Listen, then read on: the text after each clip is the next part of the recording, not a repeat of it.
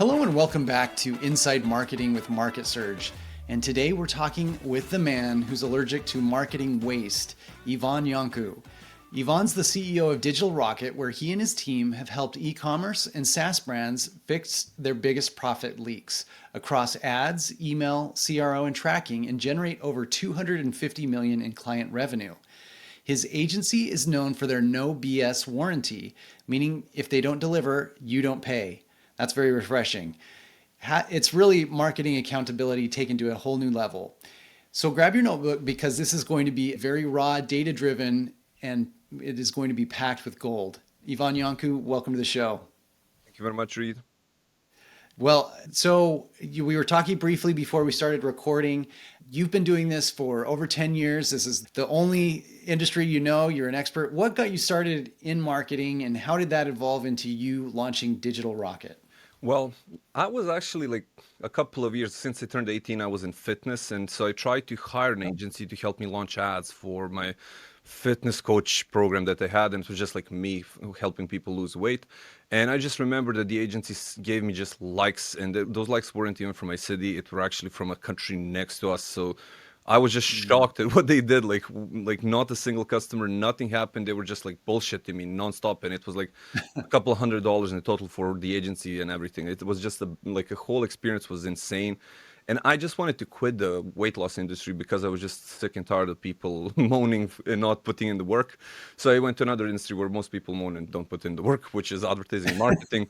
But you get me how it is. Like I just saw an opportunity where most people didn't actually put in the work and are not diligent enough. And I just was like, this could be me. And that's how I started. I worked with local businesses, and then quickly, because local businesses weren't really that great, I started working online through Upwork, and that was like the first 3 years. And I was top rated at Upwork, top 1% on digital marketing. And since then, I partnered up with multiple agencies. We white labeled for them, and we've helped a lot of businesses scale in the last 9 years since we started Digital Rocket as an agency. Fantastic. So, obviously there's a moment where you realize that a lot of agencies are selling like baloney or BS. How did you settle on key marketing metrics that really mattered? What were some of the key metrics early on that you thought were really important? So when we started, we were a typical agency that just did Facebook ads. And when you're just looking at the world from the perspective of Facebook ads, like you try solving everything through that. But quickly enough, as we expanded, like we noticed that the website sometimes failed. We used the stuff like heat maps to just see issues. And, like sometimes it's obvious, like if the button click doesn't work, the website doesn't convert and that's it. So sometimes it's simple, but in other situations, it's nuances that can change the game completely. So the biggest change for us was just to expand outside of thinking about a silo channel and started to actually do what the business needed to. And that's actually what I think is the biggest problem in the market. It's either that the agency in general doesn't know what they're doing and they're just winging it and hoping they're going to figure it out as they go. And often that doesn't work. But another problem is they might be really good at what they do. But you as the business owner had to make the right decision who to call in, and you called in the wrong expert. And so now that expert's trying to fix the problem with the wrong tools. So that's why a holistic understanding, a holistic method of just understanding the whole business, the whole P&L, how all KPIs mount up to the money at the end of the month. But most businesses try to just simplify it with ROI and that's it. So it's not a linear answer that can give. It's just like depending on the business. Yeah. Oh, no, I mean, I think that makes a lot of sense. But like as every business is different, they're going to have different key metrics that matter, but it's important that you have a partner that cares and that spends time on that. Now, you've mentioned your no BS philosophy. You don't charge if you don't deliver. How do you ensure that that's a good model for both you and your client? So it is a model that was recently tested out, mainly because most clients that came to us have went through 3 or 4 or 5 agencies, and then either the agencies overpromise and underdeliver, and just the clients are, you can imagine like an ex-girlfriend that went through a couple of bad breakups, and like the guys lied, cheated on her, now she's supposed to trust you. You didn't do a single thing bad. So how do you figure that minefield. What we've ended up doing is just focusing on data, documentation, and just keeping everything organized in a simple way. So what we do is do the holistic audit, or what we call the no waste audit of the business, and try to figure out how the funnel works, how the ads work, how the emails work, and get a whole understanding of what the user experience on the other side is. At the end of the day, we just run as a user, try to buy stuff or sign up, and we just look at unnecessary friction that the customer goes through. And most businesses actually don't fail because there's something completely broken, but there's just too much friction in between. And on top of there's a lot of leakage in between, like Facebook ads and like the website, and the Google doesn't cover everything, then there's no email. So you can imagine how much potential revenue is lost, and that potential revenue ends up being the thing that kills the business. Okay. Well, that takes us to the next topic, and something that you've mentioned is your audits. Now, maybe let's expand a little bit on what those audits look like. Is this something you do up front? Do you do this as a standalone offering, or is this something offered only to engaged clients? Tell us how that works. So the whole concept of the guarantee is that when we do the audit, we will map out all of the problems, all of the issues, all the business needs to go through. For example, if the website needs changing, we will explain what needs changing. Often websites critical information or options for payment and stuff like that. And so we offer to the customer, if you don't know how to do this yourself, we can do this for you. Websites are custom, but for everything else, we have fixed different fees. The whole point being is that we map out all of the things that need to be changed and offer to implement the changes. Our offer to you is for exact work. We're not gatekeeping the information from you because we give it to you in the audit. And we do have some businesses that just do the audit, and because they have an in-house team, then they implement everything themselves. But often enough, they end up sending us the most referrals. Okay. No, that makes a lot of sense. So you're finding profit leaks. You've done many of these. Now, what are some of the most common profit leaks you're seeing? You mentioned friction. Are there other things that you just see over and over again that e-commerce or SaaS companies are making mistakes with? Yeah, so I'll give you an example. The average business owner age is like what, 45, 50, something like that. So those guys are okay with the phones, but they're not that used to it. So what do you think? What are they focusing on when they're building a website? The desktop. Yeah, the desktop. You can Absolutely. imagine. So Absolutely. like everybody just focuses on the desktop, and the desktop looks amazing. And then you open it from the phone and it's wrecked.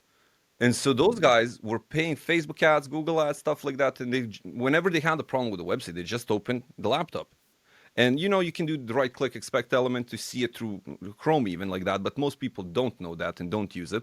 So you end up sending a lot of money to basically a leaky bucket. And it just all just ends up not converting, and because you just didn't look at the actual user experience. Right. Right. Most people are not diligent enough to go through what they did, how the experience is. I would even look at, like, if I was the business owner, at a minimum once a quarter, I would check out the heat maps, and I would do a couple of fake purchases. You can also make like a discount code that only you know, and just do like 100% off and just buy something yourself. And through that, you will get the whole experience of exactly what your customer needs to go through. And often enough, when we make customers do that themselves, they end up being pissed off that they didn't do it earlier. Yeah, I can imagine. Yeah, it is. You find. Yeah, very common problem that people don't even try it once. They just say and forget it, essentially. So now you've worked with ads for a long time. I'd be curious your perspective on how Google ads and Meta ads, how their performance has changed over time. I mean, I've been a client of Meta ads for a very long time, and I definitely have my insights, but what do you think from your perspective has been the biggest changes in the last 10 years? So the biggest changes are usually towards data and data processing. So what we had is a lot of changes in the laws, plus a lot of changes in the algorithm. So the biggest changes were GDPR change, where they introduced CAPI, which most businesses didn't have a good transition to. And we still to this year see companies that are running ads with just the pixel, no server-side tracking, nothing set up. For your listeners, a good advice is to check out Stape.io. That's a really cool tool that can set up the server-side tracking, and it's like $10 a month.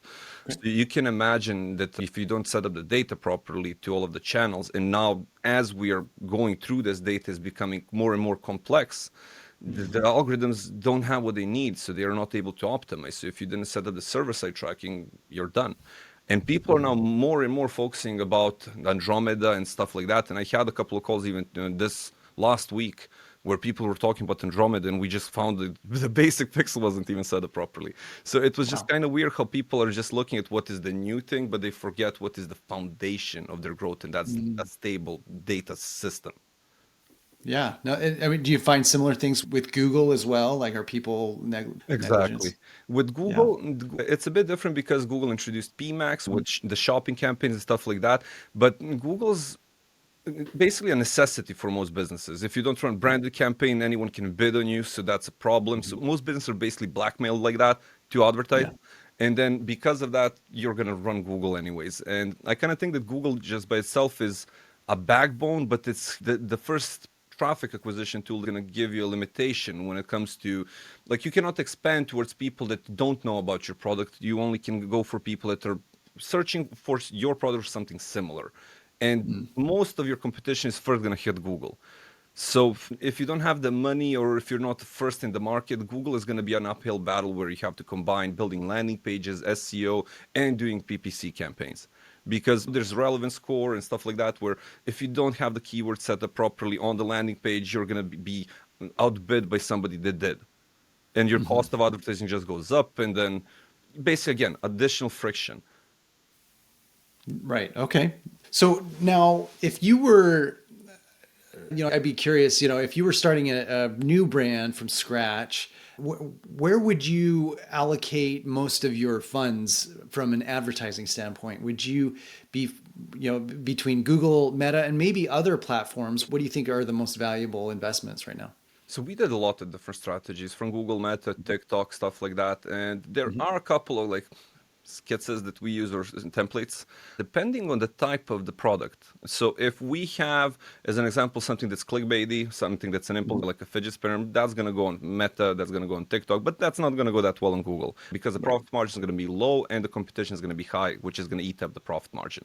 So Mm. stuff like that, but you need to get a lot of creative, ideally a lot of influencers to also help out, and then through that you expand faster. If you're selling something that's a normal product, like let's say incorporating services, paperwork, stuff like Mhm. that, that Yeah. stuff you should do through Google, LinkedIn, and just the linear stuff, because you cannot go through Meta and advertise something that somebody needs once, like a company incorporation. You do it once and you don't do it again for a long time, hopefully. And then Yes. the last thing that I would point out is that you have advertising towards millennials and 18 plus, which is mostly like cosmetics and stuff like that, that goes really well on TikTok. Hmm. Those things, I think that everybody's running just focusing on creative, but an untapped source of just making money, text messages combining with heavy TikTok ads, because those millennials don't open email. That's fine.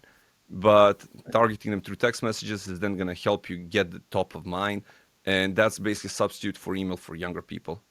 So you can think Okay. about, for example, your phone number as your digital ID number because you use your phone number for two-factor authentication. And so, Hmm. like, if you don't have your phone number, you cannot get in. So, ergo, that could be your ID. Yeah. Okay. Yeah, that makes sense.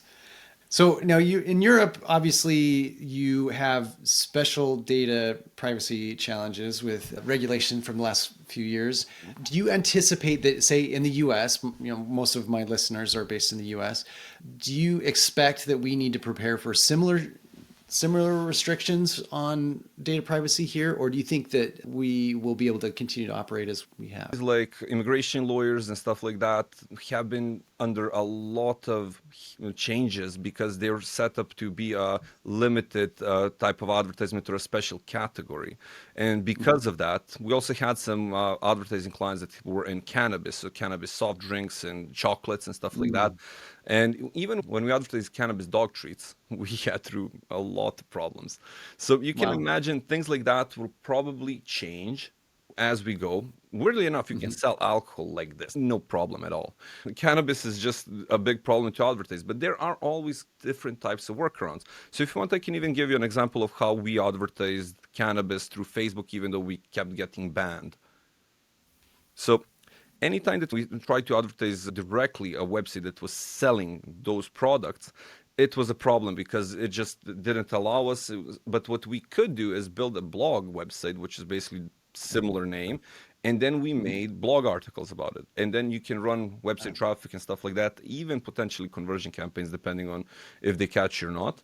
But basically what you do is you hyperlink a couple of keywords to the website so they can, through the blog, go to your main shop store. And then you can still track those through Google Analytics, who bought and who didn't. It's not great, it's not precise, but it's still a way to advertise through Meta when you get banned or stuff like that. Just make a blog, run traffic to it, and you're going to get some people to it. But it's still not going to perform like Meta regularly does. Yeah. Yeah. Well, no, that's good. That's great advice. And I like the thinking. So on a slightly different topic, you are bringing in very skilled professionals to, implement these audits, these strategies, the things that you do to help your clients make more money. How do you maintain a solid pipeline of talent to keep being able to do this and grow? Like, where do you source people from? Are you training them within your company, or are you recruiting heavily from other agencies? How does that work? So we're one of the strongest agencies around when it comes to this business. So we usually have a steady flow of people applying to our work, but still that skill level that we require is quite hard to find and rare. So often enough, we end up deciding to find people that are really a fit to our company culture. And so that's direct talking, no bullshit, nothing sacred. Those are some of our company values, because if I make a mistake, everybody can speak up and ask questions, stuff like that. Mainly because if you don't have that, then everybody's afraid to speak up. And we don't want people that are silent, yes doers and stuff like that, because we focus at building systems. If we don't have people to say, hey, we need to fix something, the system might go explode at some point. So what we end up doing is training people from zero most of the time, but sometimes we end up getting really good talent. But the main driving force is the systems and massive checklists. So anytime we onboard a new customer, we have like a couple of hundred checklists basically that we set up, and then we make sure that nothing that ever happened bad to a customer, even through our experience or their own experience that we knew through secondhand, we have it in our knowledge base, and we make sure that that doesn't happen to our customers. So basically the reason why you should hire an agency is so you don't have to learn and collect the XP by losing ad spend and money through time. But most of the time agencies just focus on hiring the best people, and often keep on repeating the same mistakes as they work. So the only solution we found is building checklists and systems and verifying everything nonstop. Fantastic. No, I think that's wise, because turnover is inevitable, and sometimes you have to hire quickly, but if you have a great system, that you can replicate your success. So just a couple of questions in closing. What would you say is the most overrated metric that a lot of companies follow that you think is not as valuable as they? 100%. Usually doesn't have anything to do directly, because the reporting is skewed before server-side tracking. Yep, that was kind of accurate. But now it doesn't match your P&L. So what do you care about what it says on the screen if it doesn't match your P&L? On top of it, since the beginning of advertising on Meta, you always have the problem of attributing the full value of all of the traffic. So often, like I worked with Bear Performance Nutrition way back, and the discussion was we want one ROI on our prospecting. And it divulged into me going into heat maps and Google Analytics, improving how many people ended up signing up to email. Not just, so you can imagine they're a completely new person, first time they see you, and you have a pop-up that gives 10% off. Of course, you're going to take 10% off. And so anytime you sign up for something like that, an email with a link or a button that has a link shows up. The problem with that link is it's a new, unique link that breaks the tracking chain. So the ad that brought you in is not getting credited. So you can bridge that through wicked reports and Google Analytics, stuff like that. But still, 99% of businesses are going to have this issue where they just never credit Meta for the email signups. And in the metric scale, it looks like that email is just growing by itself to most businesses. And to some business owners, like you cannot even imagine, you had to push them towards not stopping the ads because they think email is going to continue growing and that's just going to continue like that. No, it's not. Without Meta, everything stops. Right. Okay. Well, that's really interesting. Now, I mean, attribution is a problem for a huge number of companies, and for a wide variety of reasons. I think that's a good one to really emphasize. Now, if somebody would like to work with you, Ivan, where are the best places to find you and your company? So our website is digitalrocketads.com. Through that, you can navigate to the audit page and choose if you want to do an audit or book a call with me. As an additional option, if you're not 100% sure what we can do and you don't want to go through the hassle of giving us access, you can also sign up to a 5-minute audit that we send as a video format in which we can go over the website, the ads on Google or Meta. So basically without any access externally, I bet I can find enough problems that you will end up booking a call with me. Fantastic. Well, I would definitely recommend reaching out to Ivan and his team. This is a company that works under the no BS guarantee, so I don't see any reason why not to give them a try. So thank you so much, Ivan. It was really good to have you on the podcast. Thank you to Reed. All right. Want to stay ahead of what's actually working in marketing right now? Head over to MarketSurge.io and see how we're helping businesses grow smarter, faster, and louder. That's MarketSurge.io, because your next breakthrough shouldn't be a guess.